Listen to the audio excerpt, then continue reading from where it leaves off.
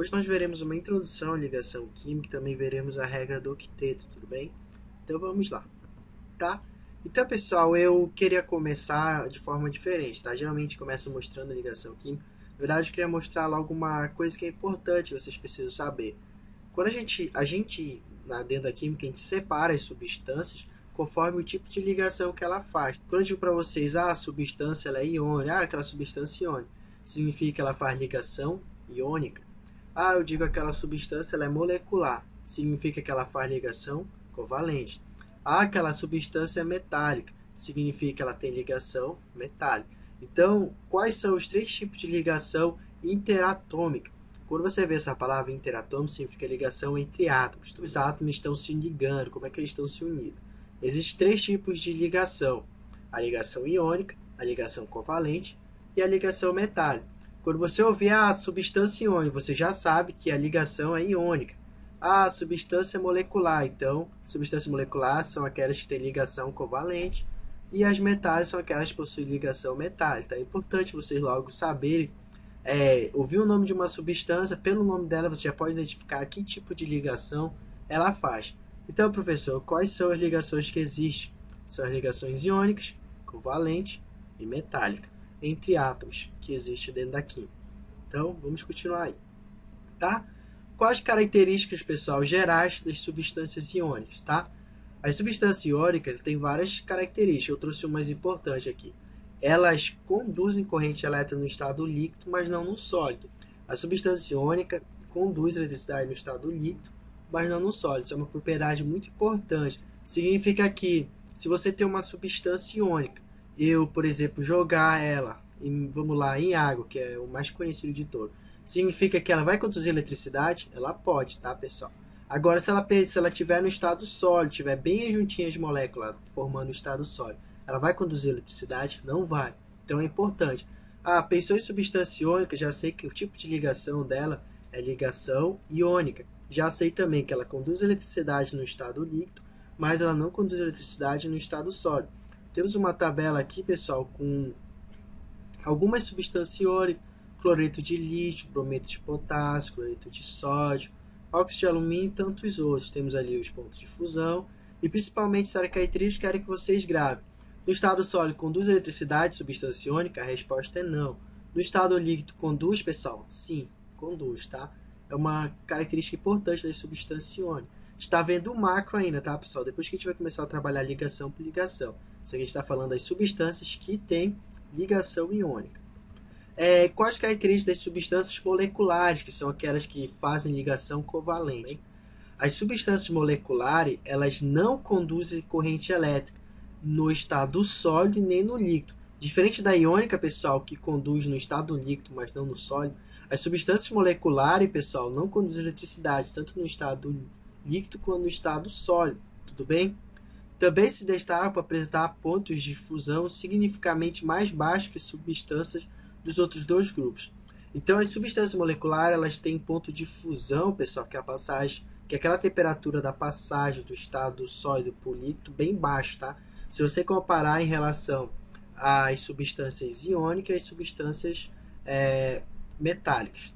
Temos aqui alguns exemplos de substâncias moleculares: o etanol, o cloro, em forma de gás, a água, bem conhecida. Olha, a água é uma substância molecular. Significa que a água faz o quê? Ligações covalentes. A água é muito importante vocês saberem, tá? Naftaleno, o iodo e a glicose, né? Todo mundo conhece aí a glicose, que é um tipo de açúcar. Então, eu joguei açúcar na água, ele vai conduzir eletricidade? Não, pessoal. O açúcar está lá no estado sólido, vai conduzir eletricidade? Não, pessoal, tudo bem?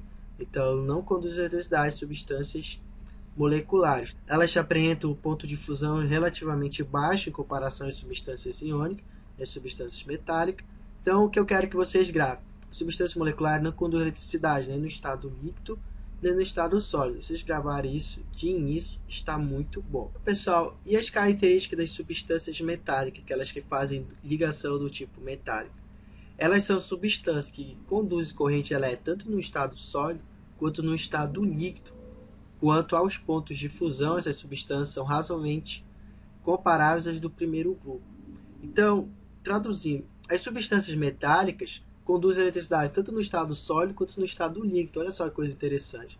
Elas apresentam pontos de fusão comparado às substâncias iônicas. Então temos alguns tipos de substâncias metálicas ali, o alumínio, a prata, o ouro, o cobre, o ferro e a platina. O ferro, a prata, o alumínio são bem conhecidos de nós, o cobre. Eles podem conduzir eletricidade tanto no estado sólido quanto no estado líquido. Temos ali os pontos de fusão, eles têm o ponto de fusão bem próximo dos substâncias iônicas. Olha, eles conduzem eletricidade no estado líquido, sim, no sólido também. Olha só que coisa interessante.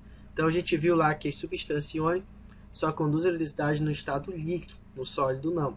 As substâncias moleculares não conduzem nem no sólido nem no líquido. Já as substâncias metálicas conduzem eletricidade tanto no líquido quanto no sólido. Olha, uma diferença muito importante vocês gravarem, tá? Muito importante mesmo. A maioria das substâncias é formada por átomos combinados, unidos. Às vezes os átomos são de um único elemento, às vezes de dois ou mais elementos. Dos milhões de substâncias conhecidas, sabe-se de apenas 6 nas quais existem átomos não unidos a outros átomos. Tudo bem? Então, o que é, pessoal, a regra do octeto? Começou-se a observar, pessoal, que a maioria das substâncias são formadas por átomos que se combinam, tá? Tem um átomo lá, cloro, sódio, alumínio, não sei mais quem. Então, eles se uniram e formavam um tipo de substância. Só que começaram a perceber que na natureza existia 6 átomos, pessoal, de determinados elementos que não se combinavam com outros átomos. Eles gostavam de ficar só, isolados, tudo bem? Eles são considerados estáveis. Eles não precisam se ligar com outros átomos, eles gostam de ficar em tese sozinhos. Que são exatamente, adivinha quem é? Os gases nobres. O radônio, o neônio, o argônio, o xenônio, o hélio, o criptônio. Eles, pessoal, são os únicos átomos da natureza que você pode encontrar de forma isolada, ou seja, ele não tem a tendência de se ligar com outros átomos para formar substância. Eles ficam sozinhos, pessoal. Olha só que coisa interessante. Então a regra do octeto se baseou nisso. Pô, esses caras são estáveis na natureza. Por que eles são estáveis? O pessoal foi investigar por quê, né? Começou a olhar e percebeu que era por causa da sua distribuição eletrônica. Todos os gases nobres, com exceção do hélio, pessoal, apresentam o quê? 8 elétrons na sua camada de valência. Daí veio o nome regra do octeto, tudo bem? Olha, o hélio, que é a única exceção, na sua única camada, ele possui 2 elétrons. Já o neônio, o argônio, o criptônio, o xenônio, o radônio, apresentam 8 elétrons na sua camada de valência, e aquela camada mais externa. Então daí veio a regra do octeto, tá? A regra do octeto porque os gases nobres que são estáveis, que não querem se ligar com nenhum átomo na natureza, eles apresentam 8 elétrons na sua camada de valência. Então os demais átomos, pessoal, vão querer o quê? Chegar a ter 8 elétrons na sua camada de valência, assim como os gases nobres. Seria assim como aquele caso do rico e o pobre. O pobre quer ser rico, entendeu? Quem seriam os ricos? Seriam os gases nobres, tudo bem? Todos os demais elementos da tabela periódica, eles vão querer chegar a ter 8 elétrons na sua camada de valência, tudo bem? Pessoal, a regra do octeto, como o próprio nome diz, é regra, não é lei. Se não é lei, é o quê? Há exceções. A regra do octeto, pessoal, não é bem uma regra, a gente considera ela muito mais uma tendência. Os átomos têm tendência ao quê? A ter 8 elétrons na sua camada de valência, para eles serem estáveis. Mas há exceções, há muitas exceções. Mas dentro do ensino médio, pessoal, isso aqui já é, como que eu posso dizer, de grande valor, tudo bem? É de grande valor para vocês. Mas existem muitas exceções que a gente também vai ver. Eu vou mostrar átomos que ficam estáveis sem ter 8 elétrons na sua camada de valência, ou 2, no caso do átomo que tiver apenas uma camada, apenas um nível. No caso, a camada K. Então, traduzindo o que é a regra do octeto, pessoal. Um átomo adquire estabilidade quando possui 8 elétrons na camada de valência, ou 2 elétrons quando possui apenas a camada K. Então essa é a famosa regra dos octetos. Todos os átomos de determinados elementos, pessoal, vão querer chegar a 8 elétrons para se igualar aos gases nobres, ou no caso de alguns átomos que tem apenas um nível, no máximo 2 níveis, que eles vão perder para ficar apenas com o nível, que a gente vai ver lá na frente, eles vão querer chegar a 2 elétrons. Então é isso, galera. Um forte abraço e a gente se vê no próximo vídeo.